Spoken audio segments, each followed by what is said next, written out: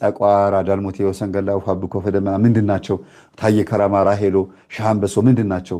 አይነ ጥላ፣ ቡዳ፣ ዛር ምንድን ነው እያለን እንዘረዝረዋለን። ምን እንደሆነ የሚሰሙ እናቶች አሉ። የሚያመልኩት የነበሩ ባዕድ አምልኮ የሚያመልኩ የነበሩ እናቶቻችን ይህን ልክ ሲሰሙ ምን ይሆናሉ?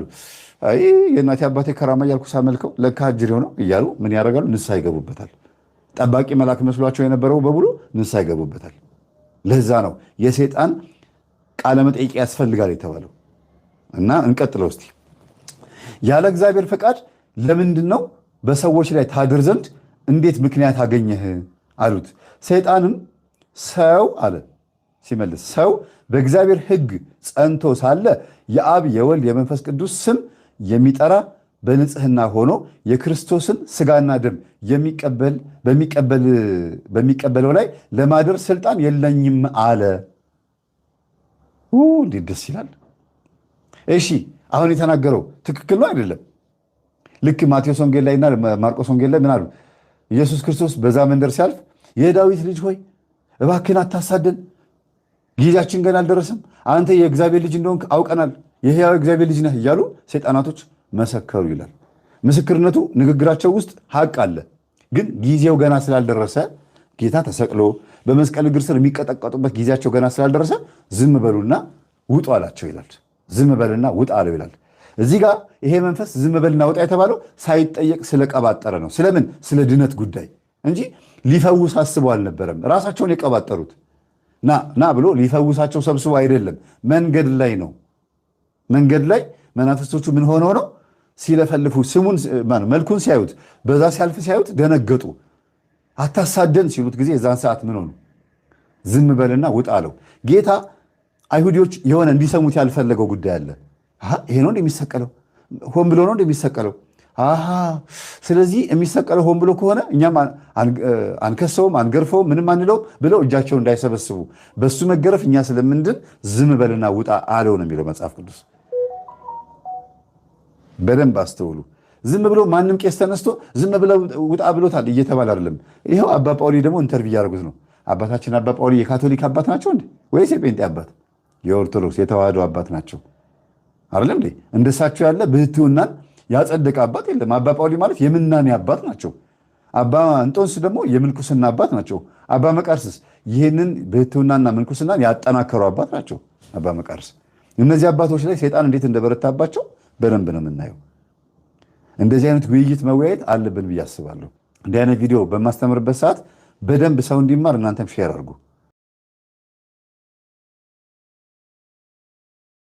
አይነ ጥላ መንፈሳዊ የሆኑ ወጣቶችንም ጭምር ካህናትን፣ መነኮሳትን፣ ሰንበት ተማሪውንም የጽዋ ማህበር ላይ ያለ ብቻ በየትኛውም አይነት ህይወት ውስጥ ሆናችሁ እኔ መንፈሳዊ ነኝ ብላችሁ የምታስቡ የማህበራዊ ሚዲያ ተከታታይ ሆናችሁ በሙሉ ግሎሲ የምትፈጽሙ ከሆነ አይነ ጥላዋ ምንድን ነው ፍላጎቷ? አንደኛ ውጭ ሄጄ ከማመነዝር ሴት ጋር ሄጄ እንድትከምል እዚህ ለጊዜው እግዚአብሔር ከዚህ ነገር ይገላግለኛል ብለው ይጀምሩታል። አንድ ገዳምም ያሉትም አንዳንድ የካቶሊክ ገዳማት ይቅርታ እስከ መጠየቅ የደረሱት መነኮሳቶቻቸው ማለት ነው፣ ቄሶቻቸው ወይም ደግሞ የእነሱ ባህታዊ የምንላቸው ወይም ደግሞ ከሰው ጋር የማይገናኙት ይቅርታ እስኪጠይቁ ድረስ የሆነው እኮ በዚህ ምክንያት ነው። ከገዳም ስለማይወጡ በዚህ ግለ ወሲብ ተጠቅተው በካሜራ የተጋለጡ በጣም ብዙ የተለያዩ ዩቲዩበሮች ይሄንን እያደረጉ እያጋለጧቸው ራሳቸውን ያጠፉ መነኮሳትና ካህናት ሁሉ አሉ። የካቶሊክ ዶክመንተሪ ላይ ማለት ነው። ይሄዱና ገዳማት ላይ አባቴ ባርኩኝ ምናምን ለማለት ብለው ሄደው ካሜራ ደቅነው ይመጣሉ። ከዛ ያንን ላይቭ ይለቁታል። በጣም የሚገርም ነገር ነው። እና በየገዳማቱ በየቦታው ላይ ሴትን ስለማያገኙ ወይም ደግሞ ለዚህ ነገር በጣም ሩቅ ስለሆኑ በግለ ወሲብ የሚሰቃዩም ደግሞ መንፈሳውያን ደግሞ አባቶችና እናቶችም አሉ። ይሄ መካድ የለበትም፣ ያለ ነገር ነው። እንዴት ነው ከዚህ ነገር የምንላቀቀው? አንደኛ ስግደት አብዝቶ መስገድ። ስግደት ስለማይሰግዱ የጸሎት ህይወታቸው ሰነፍ ስለሆነ ነው ይሄ ግለ ወሲብ የሚያጠቃቸው። ስግደት ሲያዘወትሩ አንደኛ ስጋቸው ለነፍሳቸው ይገዛና እግዚአብሔርም ኃይል ይሰጣቸዋል፣ የእግዚአብሔር መልአክም ይቀርባቸዋል፣ እርኩስ መንፈሱም ይርቃቸዋል። ግለ ወሲብ የሚያሰራቸው መንፈስ ይርቃል ማለት ነው። ሁለተኛ ነገር ደግሞ እግዚአብሔር ሆይ ይቅር በለኝ ብለው በሚሰግዱበት ሰዓት እግዚአብሔር ይቅርታውን መልሱን ይመልስላቸዋል። በዛ ደስተኛ የሆኑና ምህረት አግኝቻለሁ የሚል ድጋሚ ወደ ኃጢአት አልመለስም የሚል አእምሯቸውን ያሳምኑታል። በየቀኑ ቡና በመጠጣት ሱሰኛ እንደምትሆኑት ሁሉ በየቀኑ ግሎሲ በመፈጸም ሱሰኛ የሚኮንበት ሁኔታ ስላለ ከዚህ ሱስ ለመላቀቅ ጥረት እያደረጉ ሲሰግዱ እየረሱት ይመጣሉ። ለምን? በጸሎትና በስግደት ቢዚ ስለሚሆኑ ማለት ነው። ሌላው ከህብረተሰብ ከሰው አለመራቅ ደግሞ ወደ ከተማ ውስጥ ያላችሁ መንፈሳውያን ወንድሞች ደግሞ ብቻችሁን አለመሆን። ብቻችሁን የምትኖሩ ካላችሁ ደግሞ በተደጋጋሚ ጸሎት ክፍል እየገባችሁ እየጸለያችሁ ከስራ እንደመጣችሁ ቢዚ የሚያደርጋችሁ የቴሌቪዥን ፊልም ማየት ይሻላል። ፊልም አይታችሁ ከዛ በኋላ ስብከት አይታችሁ ከዛ ጓደኞችም ካሏችሁ ደግሞ ፍቅረኛም ካለ ደግሞ ከፍቅረኛ ጋር ደግሞ እንደዛ ነው የሚሻለው። ለብቻ አለመሆን። ለብቻ በምትሆኑበት ሰዓት ሻወር ቤት ረጅም ሰዓት በምትቀመጡበት ሰዓት የሚመጣ ኃይል አለ፣ የሚመጣ መንፈስ አለ። በላሁን ጀምር አሁን ብቻ ነው አይደል እያለ ይወጣውጣ በቃ አይምሮን ይወሰውሰዋል። ልክ እንደዛ አይነት ስሜት እንዳይሰማ ቶሎ ብሎ ከሰው ጋር መቀላቀል።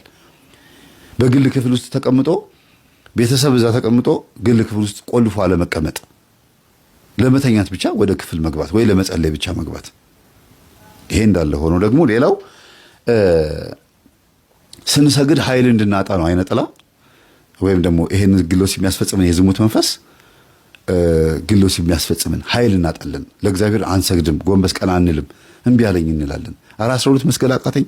ኧረ እንዴ አለ እኮ ስንት ማያሰግድ እኮ ዲስክ መንሸራተት አለ፣ ሪህ የሚባል አለ። አጠቃላይ ጎንበስ ብዬ ቀና ስል ራሴን ያመኛል። ብዙ ምክንያቶች አሉ አይደል? ከሁሉ የሚብሰው ግን ይሄኛው ጉዳይ ነው።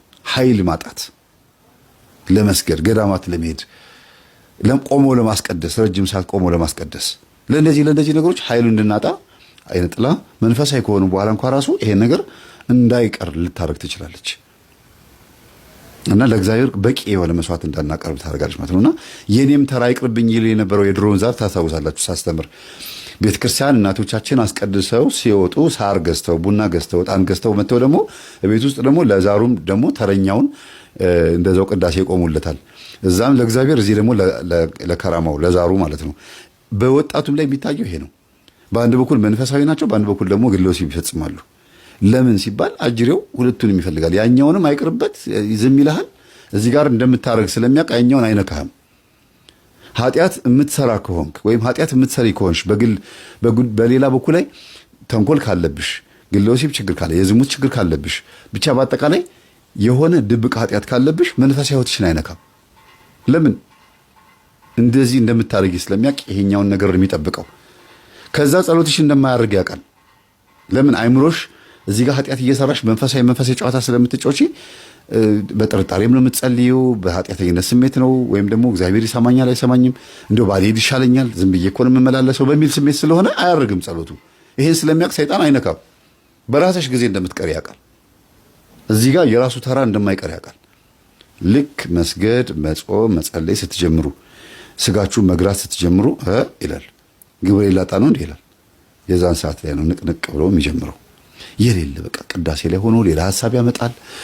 ቤተክርስቲያን ውስጥ ጉባኤ ላይ ሆናችሁ የማይገናኝ ነገር ያመጣባችኋል። አልሰማችሁም? ላይቭ ላይ ማርያምን ስዕል እያየኋት አርሴማን እያየኋት ሌላ ስሜት ነው የሚሰማኛል። በዚህ ልክ አዳልሞቴ የሚሰራው ስራ ይሄ ነው። ስትጸበል ተገርፎ ነው የጮኸው። አንተ ምን ታደርጋለህ ሲባል እኔ ከታሰርኩ ቆይቻለሁ። በምን? በቅዱስ ቁርባን ታስሬያለሁ። እና ምን ታደርጋለህ አትወጣም ሲባል ጊዜ ታሰር ተብዬ ነው።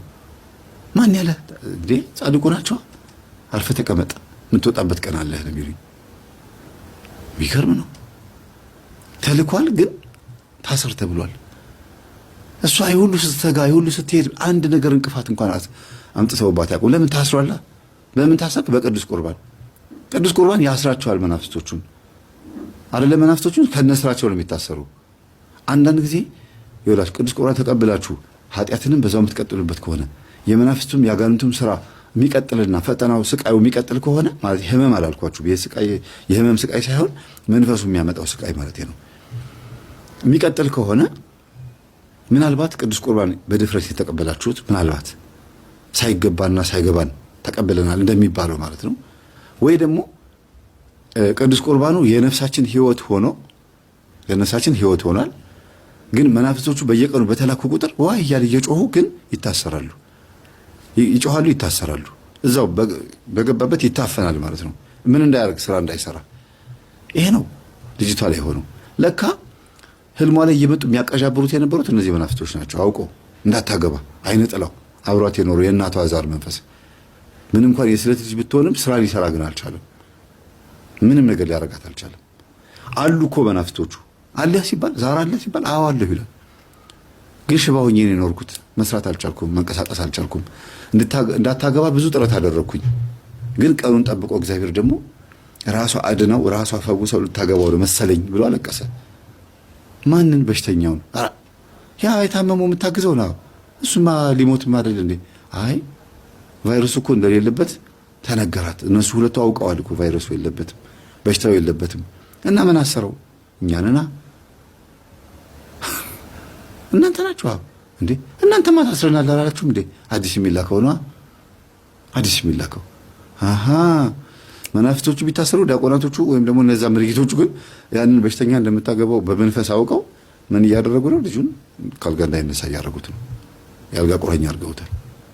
በጣም ደግሞ ጓደኛሞች ናቸው ሶስቱም ስማቸው የተጠሩት። እስቲ አንተ ሞክራት፣ እስቲ አንተ ከተሳካልኝ ያገባታለሁ ይባባላሉ። ለካ ከቮይሱን የሰማሁት እኮ። እንዴት ሶስታችሁም ታዲያ አንድ ላይ? አሃ ጓደኛሞች ነን እኮ። በእርግጥም ጓደኛሞች ናቸው። እኔ ልሞክራት ካልተሳካልኝ አንተ ታገባታለህ ይባባላሉ። አራ እቺንስ እንደው ተኝቼባት እንደው በቃ ሊቆና ይፍረስ እንደ ምናምን ሁሉ በቃ ስሜታቸው ሁሉ መቆጣጠር ያቃታቸው ጊዜ ነበረ። ይሄን ሁሉ የሚናገረው ማን ነው? መንፈስ ነው። በድብቅ ያወራችሁት ቤት ውስጥ ማንንም አላየንም ማንንም አልሰማንም ብላችሁ የምታወሩትን በሙሉ ማን አጋለጠ? አጅሬው። ለዚህ ነው ሁልጊዜ ከመናፍስት እስራት ነፃ ስንወጣ ማንም እኛን ኮንትሮል ማድረግ አይችልም። ያወራናውን ነገር ኢቭን ቢሰማ እንኳን ሰይጣን አያወራም። ቢሰማ እንኳን ለምን? በንስሐ እጁ ላይ ያለውን ፋይል ተቀብላችሁታልና። ስለኔ ምንም መረጃ ለማንም እንዳትሰጥ ብላችሁ ፋይሉን የምትቀሙት ንስሐ ስትገቡ። የትም ቦታ ሄዶ ምንም አያወራም። እዚህ ጸበል ቦታ ላይ ግን ለፈለፈ። ለምን? እነዛ ሰዎች ንስሐ ስላልገቡ ደብተራዎች ስለሆኑ አጋለጣቸው። እና እናንተ ለምሳሌ በድብቅ ያወራችሁት ነገር እየቀጠቀጣችሁት አይለፈልፍም፣ ሰው ፊትም አይለፈልፍም። ለምን? እናንተ ላይ የተጋለጠው መንፈስ ሰው ልኮባችሁ ያ ሰው ንስሐ ካልገባ የዛን ሰው ታሪክ ያወራል እንጂ የእናንተን ታሪክ አያወራም። እናንተ ንስሐ ገብታችኋል። ንስሐ ከገባችሁ የእናንተን ኃጢአት ለምን ያወራል? ፋይሉን ማንበብ አይችልም፣ አይፈቀድለትም። ጠባቂ መላካችሁም አይፈቅድለትም። ቀምቶታል ከእጁ። ማንም ሰው በዚህ ስጋት ሊኖሩ አይገባም። እግዚአብሔር ደግሞ ከባት ያበሳ ነው። ኃጢአትን ገበናን ሸፋኝ ነው። ተናገረ። በቃ ምን እያለ ልትበሉ ስትሉ የምትናገሩት ሳትበሉ የምትናገሩት ሳንበላ የምንናገረው ምንድን ነው? ተናገረው። በቃ አንተ ልትበሉ ስትሉ የምትሉት እኮ ምንድን ነው እሱ? እሱን ሲናገር ከእጁ ላይ ለመለጠው ወደቀ። ምኑ? የሚጠጣው። አዎ ቁርባኑ ወደቀበት። አሁንም ወደቀበት። ከዚያ ቀለደብናል። ትቀልዳለህ፣ ታሾፍብናለህ ያለው አይደለም አለ። እሱን ሊጠጣ ሲል በከሊት ስም ይላል። አንዴ በገሊት ስም ብሎ ሊጠጣው ሞከረ። በገሊት ስም አለ። እኛ እንወደው ማነገር ላይ ወደቀ። አልሆነም፣ አልተቀበለም። ይሄንን አነበበው እንጂ አልተቀበለም። ይሄን አነበበ። በቃ ለምን ትደብቁታላችሁ? ለምን ትደብቁታል? አንፈልግም እንዲታይብን። እኛ እዚህ ቦታ ላይ አናሳይም። ለምን አናሳይም? ሞርሞር እሳት ነው ቦታው። አናሳይም። ቆይ እኔ የምልህ በማስም አላችሁ ያ ቁርባናችሁ ላይ በማስም አላችሁ የምንለው በእኛ ኢየሱስ ስም ማለት ነው። የት ነው የኛ ሞርሞን? በእኛ ኢየሱስ ስም ሞርሞን ኒውዮርክ ነው ያለው። ኒውዮርክ ነው? አዎ። ወይ የትኛው ህንፃ ላይ ነው ያለው? ኒውዮርክ ነው። ሰሌዳ የሚባል አለ፣ የተቀበረ ሰሌዳ አለ። ጆሴፍ ስሚዝ አገኙ። በጆሴፍ ስሚዝ አማካይነት በነብያችን አማካይነት ተገኘ እና እዚያ በወርቅ ሰሌዳ ታየው። ብዙ ጊዜ ለብዙ ዓመታት ይጸልይ ነበር፣ እየተደበቀ ያለቅስ ነበር ጆሴፉ። አዎ እውነተኛውን ክርስቶስ ለማግኘት አንተ ራስህ ታዲያ ክርስቶስ ሸወድከው። ተገኘ። ሸወድከዋ። ምን እሸውደዋለሁ? ለምን እሸውደዋለሁ? እና ታዲያ አልሸወድኩትም። እና እውነተኛው ኢየሱስ የድንግል ማርያም ነው ወይስ የሥላሴ ልጅ? ቢሆንም ችግር የለም። የእግዚአብሔር ልጅ ነው ያ እውነተኛው ኢየሱስ። እውነተኛው ኢየሱስ ክርስቶስ የእግዚአብሔር ልጅ ነው። አዎ የትኛው ልጅ? የማ? የኛ ነው የኛ የኛው እግዚአብሔር የኛ የትኛው እግዚአብሔር? ወቀው የኛ ኢየሱስ ክርስቶስ አለ። የኛ የራሳችን የኛ እውነተኛው ኢየሱስ ክርስቶስ የኛ የድንግል ማርያም አይደለም። እና የማን ነው? የእግዚአብሔር ልጅ ነው። የትኛው እግዚአብሔር? አይታወቅም። በላውጣ እስቲ ቆይ እስቲ ኢየሱሱ ከየት ነው የተወለደው? እስቲ ይሄ ሞርሞር ላይ ያለው ከማ ተወለደ ይላል። ለምን ትደብቁታላችሁ? አውጣው እንጂ በላውጣ።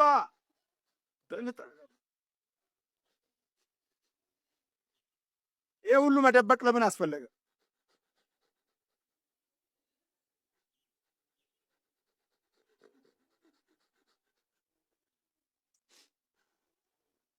ለምን እንደምትደብቁት?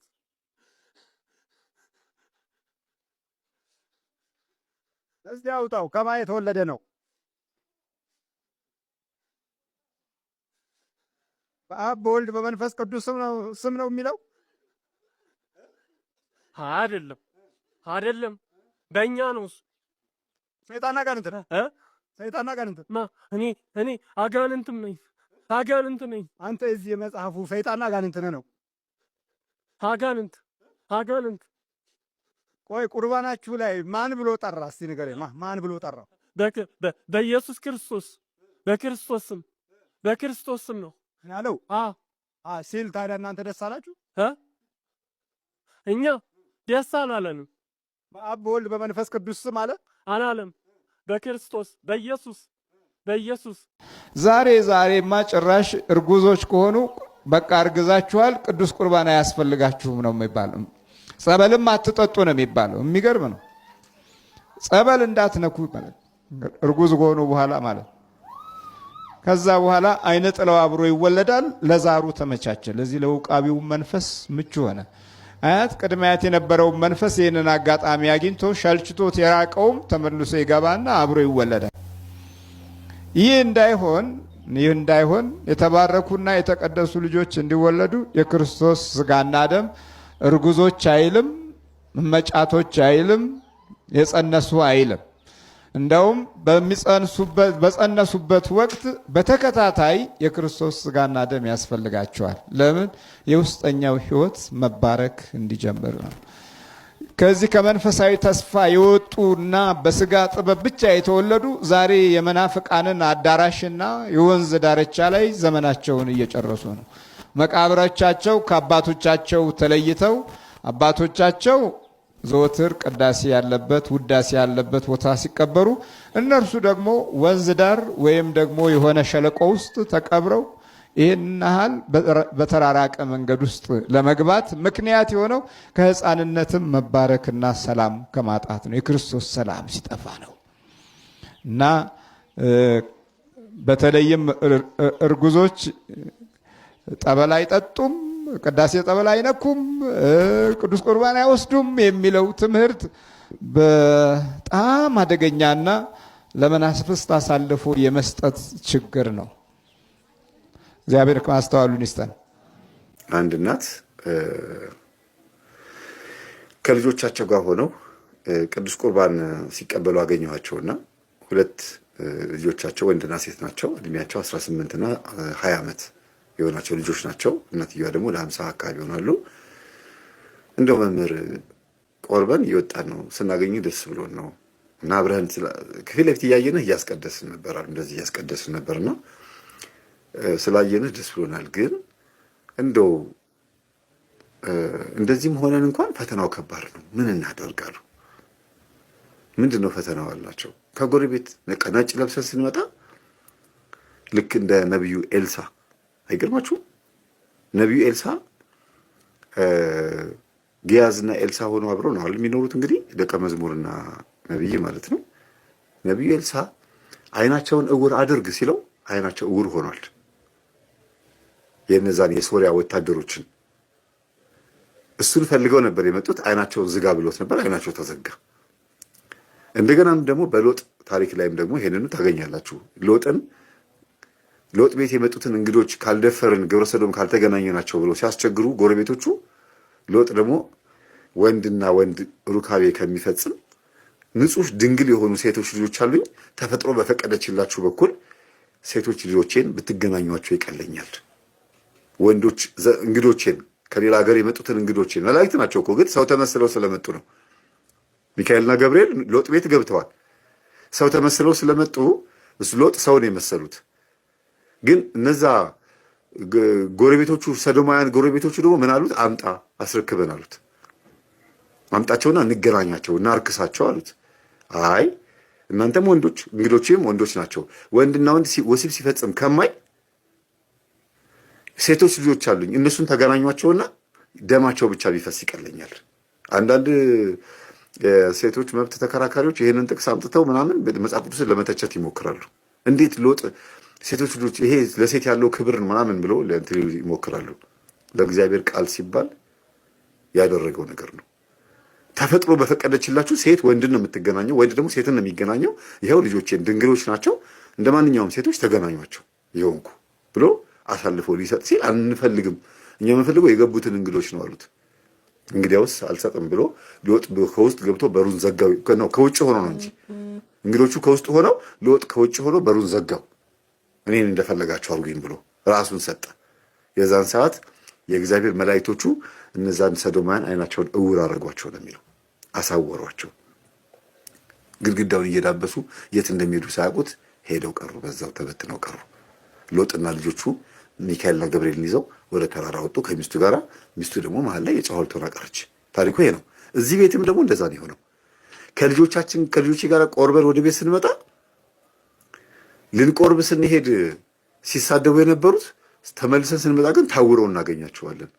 እና እንደው እንደ ከንቱ ውዳሴ የሆንብን አሁን ምን ነግረህ አሉኝ። ምንድን ነው አልኳቸው። በቆረብንበት አፋችን በያዝንበት እጃችን አይናቸውን ስንዳብሳቸው የቤተሰብ የጎረቤቶቻቸው አይን በራ። አይገርማችሁም?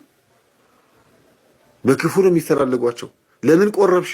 ለምን ከኔ ተለይተሽ ቡና መጠጣትን ትተሽ ለመካደምን ትተሽ ለምን ቆረብሽ ብሎ እኮ ነው ሴትዮዋ። ሲወጡ ይረግሟቸዋል።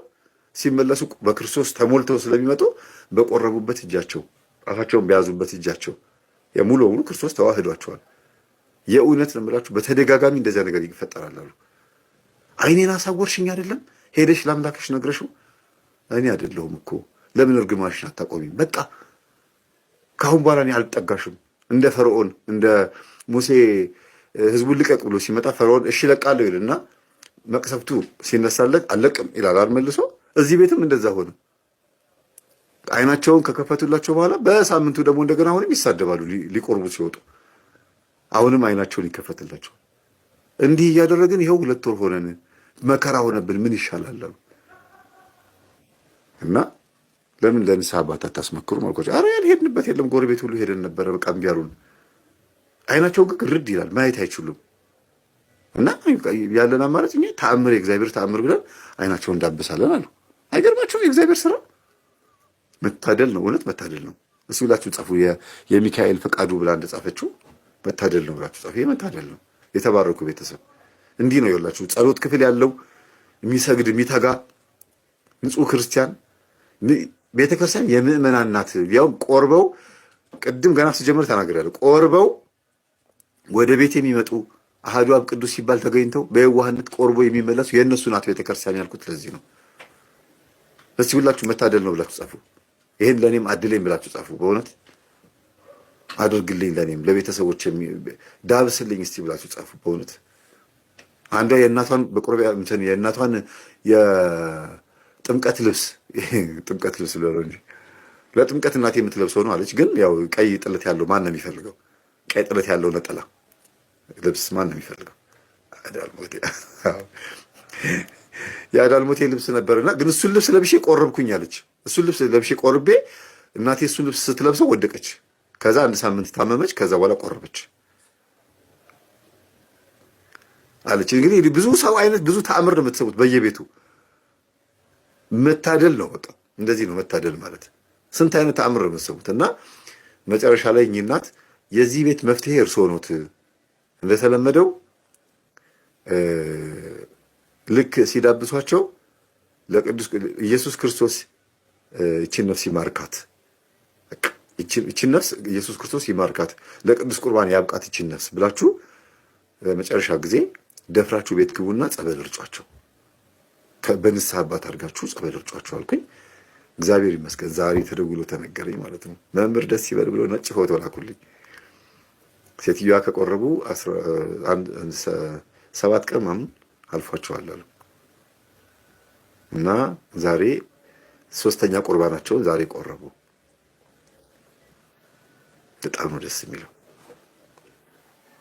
ይህንን ነው በጣም የሚገርም ነገር ነግራቸዋለሁ ያልኩት እና መታደል ነው። ይህንን ለእኔ ማድለኝ ብሎ መጸለይን የመሰለ ነገር የለም። የዋሃን እግዚአብሔርን ያዩታል። ማቴዎስ ወንጌል ምዕራፍ 5 ላይ ከምዕራፍ 5 እስከ ምዕራፍ 7 ድረስ ያለውን አንቀጸ ብፁዓንን ደጋግማችሁ አንብቡት። እሺ ኢየሱስ ክርስቶስ ለኛ የሰጠን ትልቁ ፈቃድ ነው። በቃ ደስ የሚል ፈቃድ አንቀጸ ብፁዓን ይባላል። ከምዕራፍ 5 እስከ ምዕራፍ 7 የማቴዎስ ወንጌል በቃ የዋሃን እግዚአብሔርን ፊት ለፊት ያዩታል ነው የሚለው። አንድም በመልክ ያዩታል፣ ከፈለገ ደግሞ በተግባር ያዩታል ሲሰራ። ወይ ግሩም ትላላችሁ፣ ግሩም ግብርከ ስራ ድንቅ ነው ትሉታላችሁ። መንክር ትላላችሁ። መንክር ማለት ድንቅ ማለት ነው፣ መገረም ማለት ነው። በልዎ ለእግዚአብሔር ግሩም ግብርከ፣ በልዎ ለእግዚአብሔር ግሩም ግብርከ፣ እግዚአብሔርን በሉት ስራ ግሩም ድንቅ ነው። የቴዎድሮስ የመጀመሪያ መዝሙሩ የመጀመሪያ አልበሙ ነው። ያው የደብሬ ልጅ ስለነበረ ዘማሪ ቴዎድሮስ የካ ሚካኤል አለ ያፈራው የካ ሚካኤል። ዘማሪ አቤል መክብብ የካ ሚካኤል ልጅ ነው። ከየካ ብዙ ልጆች ወጥተዋል፣ በጣም አሪፍ ልጆች። እሺ እና ይሄንን ሳልናገር ማለፍ ለኔ እውነት እንደ ስንፍና ስለምቆጥረው ተናገር ያለው። እኚህ እናት ቆርቦ ከልጆቻቸው ጋር እየመጡ አይን እየዳበሱ ፈዋሽ አይባሉም፣ ግን ጸጋ መንፈስ ቅዱስ እንዲፈውሱ ሳይሆን የመጣው ተአምር እንዲሰሩ ምክንያት ሆኗቸዋል። እና ጎረቤቶች አሁን ፈርተዋቸው ነው ያሉት። አብረው ቡና እንዳልጠጡ፣ አብረው እንዳልካደሙ፣ አብረው እንዳላሙ እኚህ እናት ዛሬ ላይ ደግሞ ተቀይረው መጥተው እየሰገዱ እየጸለዩ ያንን መንፈስ መገሰጽ ማለት መታደል ነው በእውነት። በየቤቱ ብትደውሉ ብናወራ ስንት ተአምር እንደተፈጸመላችሁ እኮ እሰማለሁ። በእኔ አንደበት ሲሆን ብዙ ተአማኝነት ስለማይኖረው እናንተን ለማቅረብ ነው ላይቭ ምገባው። ራሱ ምን ነበረ ያ መዝሙር ማታ ስንዘምር የነበረው?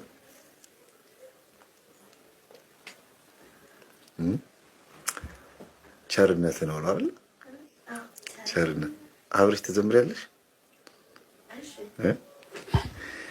ቸርነት ነው ያደረሰኝ እስከ ዛሬ፣ ቸርነት ነው የጠበቀኝ እስከ ዛሬ፣ ላመስግን የኔ ጌታ በዝማሬ፣ ላመስግን የኔ ጌታ በዝማሬ፣ ቸርነት ነው ያደረሰኝ እስከ ዛሬ፣ ቸርነት ነው የጠበቀኝ እስከ ዛሬ፣ ላመስግን የኔ ጌታ በዝማሬ፣ ላመስግን የኔ ጌታ በዝማሬ፣ ቸርነት ነው ያደረሰኝ እስከ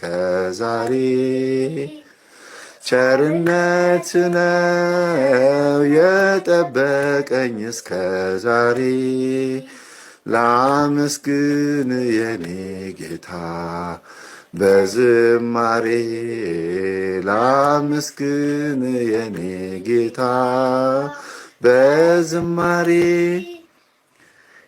ስለ መዝሙር አምላካችን ስም የተመሰገነ ይሁን። አዳም ወዴት ነህ ያልከኝ፣ በፍቅር ድምፅ ፈለከኝ፣ አልብሰኛል ነጩን ልብስ፣ እወድሃለሁ ኢየሱስ፣ አከብረሃለሁ ክርስቶስ።